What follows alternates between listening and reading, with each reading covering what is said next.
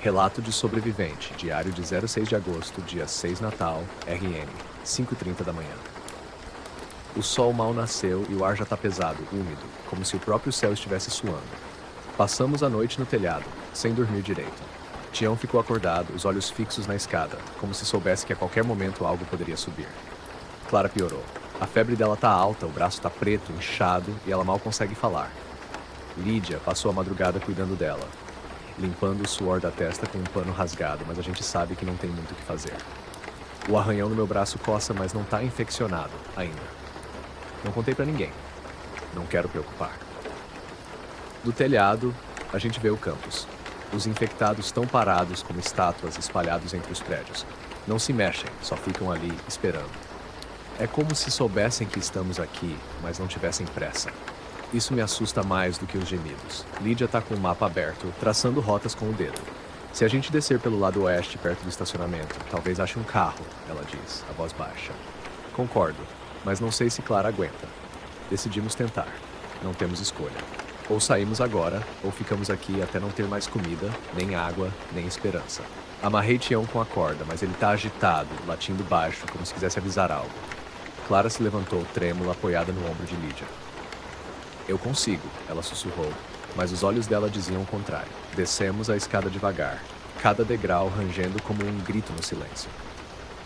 No corredor, os infectados não estavam. Talvez tivessem ido para outro lugar, ou talvez estivessem nos esperando lá fora. Saímos pela porta dos fundos, o ar fresco batendo no rosto, mas o cheiro de podre ainda no ar. O estacionamento estava logo ali, uns 100 metros, mas pareciam quilômetros. Caminhamos colados na parede, Tião na frente, o focinho farejando o chão. Chegamos ao estacionamento e vimos um carro, um velho Gol branco com a porta entreaberta. Lídia correu até ele, revistando o porta-luvas. A chave! Ela exclamou, segurando um molho enferrujado.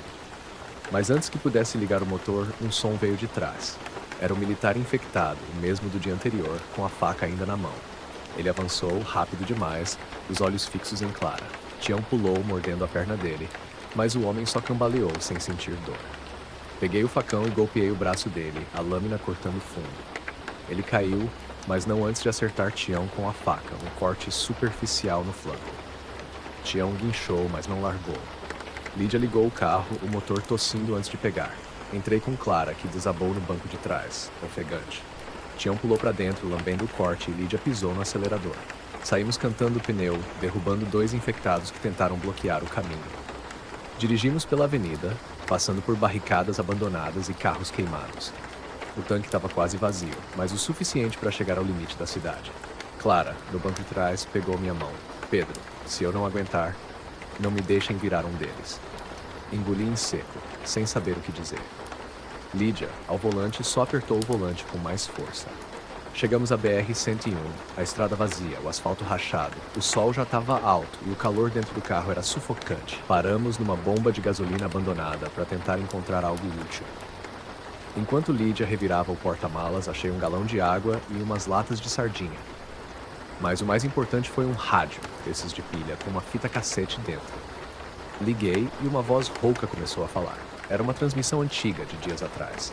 Um cientista, pelo jeito, falando sobre o vírus. Ele não só infecta o corpo, mas também a mente. Os infectados retêm fragmentos de memória, de personalidade. Eles imitam quem eram, mas sem alma, sem emoção. É como se o vírus quisesse aprender. A voz falhou e a fita parou. Olhei para Clara, que estava pálida, os olhos fechados. Ela ouviu tudo. É verdade, ela murmurou. No hospital, vi pacientes acordando, falando nomes, pedindo ajuda, mas não eram mais eles. Ela tossiu, o sangue manchando o banco. O vírus, ele tá evoluindo, aprendendo com a gente. Lídia voltou com o mapa rodoviário, marcando o caminho para Caicó. Se a gente seguir pela BR, talvez chegue em 2 dias, ela disse, tentando soar otimista.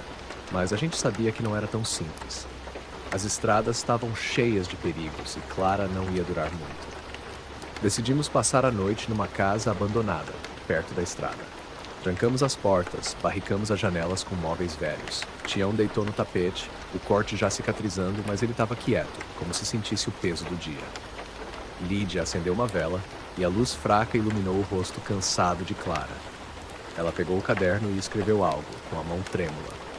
Se eu não acordar amanhã, leiam isso, ela disse, entregando o caderno para mim. Não abri, não queria saber. Só balancei a cabeça, prometendo em silêncio. Agora tá escuro lá fora. O vento bate nas janelas e o silêncio é quebrado só pelo ronco baixo de Tião. Meu braço coça mais e uma linha vermelha tá subindo pela pele. Não sei o que isso significa, mas não vou contar pra Lídia, não ainda. Amanhã seguimos pra Caicó. Ou tentamos.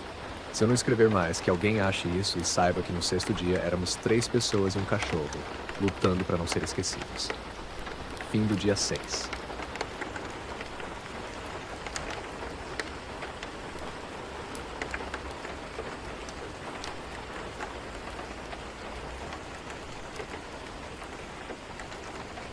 Relato de sobrevivente. Diário 17 de agosto, dia 7, estrada entre Natal e Caicó, 6h45 da manhã. Clara não acordou.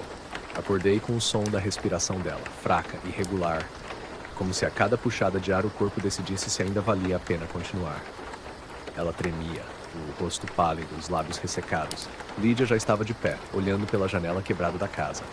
A vela tinha se apagado e a luz que entrava era cinza, como se o dia tivesse nascido de luto. Tião não dormiu direito, Lídia murmurou, os olhos distantes. Ficava indo até a porta, como se pressentisse alguma coisa. Ela piorou, falei sem rodeios.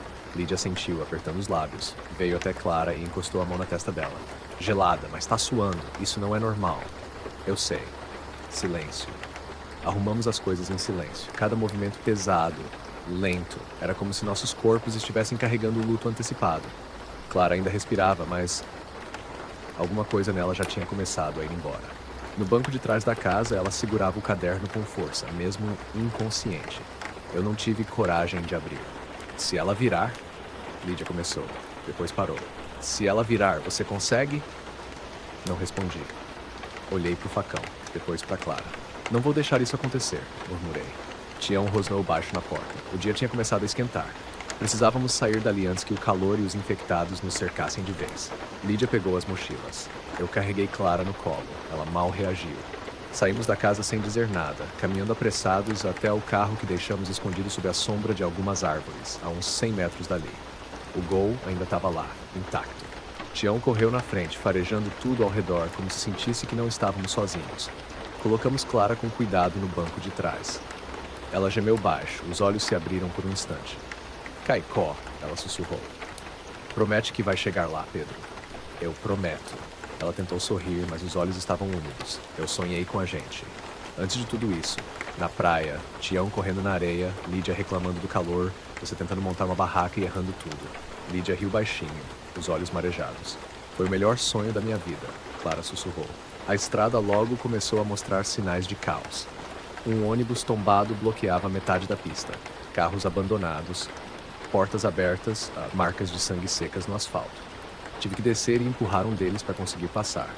Lídia me ajudou, enquanto Clara ficou no banco, olhando para o céu. Quando voltamos, ela estava desacordada de novo. Tião começou a latir. Longe, na linha do horizonte, vimos formas cambaleando. 4, 5, não, 8. Eles não corriam, mas vinham com propósito, como se soubessem exatamente onde estávamos. A gente precisa sair daqui. Agora, Lídia disse, já entrando no carro. Dirigi por quase 1 hora sem parar. A estrada parecia infinita e o combustível minguava. Quando finalmente paramos, foi por necessidade. Achamos uma casa de fazenda abandonada, portão escancarado, janelas quebradas, mas segura o bastante por algumas horas. Colocamos Clara no sofá rasgado da sala. O corpo dela estava quente demais e a pele cinzenta. Pedro, Lídia me chamou da cozinha. Vem ver isso. No chão, perto da porta dos fundos, marcas de pegadas, grandes, recentes. Sangue seco ao lado. Não era só a gente ali. Tem alguém aqui. Peguei o facão. Lídia com a faca. Tião à frente, farejando. Exploramos a casa devagar. Cada passo era um estalo de madeira. Cada sombra parecia respirar. Entramos num dos quartos e... vazio. Mas tinha uma mochila no canto. E restos de comida enlatada. Tem alguém vivendo aqui. Ou vivia até pouco tempo, Lídia murmurou. Um som veio do andar de cima. Passos. 2, talvez 3. Lídia me olhou.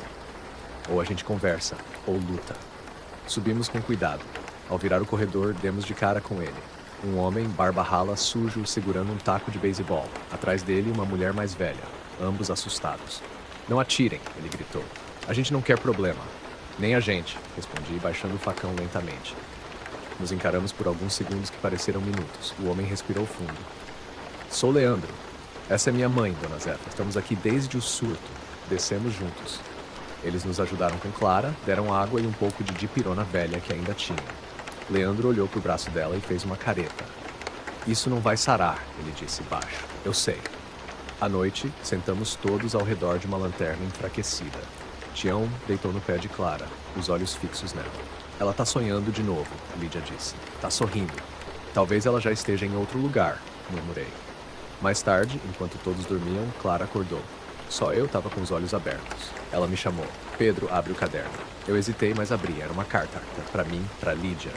Para quem encontrasse. Falava sobre esperança, sobre lembrança, sobre perdão, sobre não ter medo do fim. Ela olhou para mim uma última vez. Obrigada por não me deixar sozinha. Fechou os olhos. O peito dela subiu e não desceu mais. Eu fiquei ali, parado, sem conseguir chorar. Tião soltou um ganido baixo, como um lamento. Lídia acordou com o som, olhou e entendeu. Veio até mim, se sentou ao meu lado e segurou minha mão. Vamos enterrá-la ao amanhecer, ela disse. Fim do dia 7.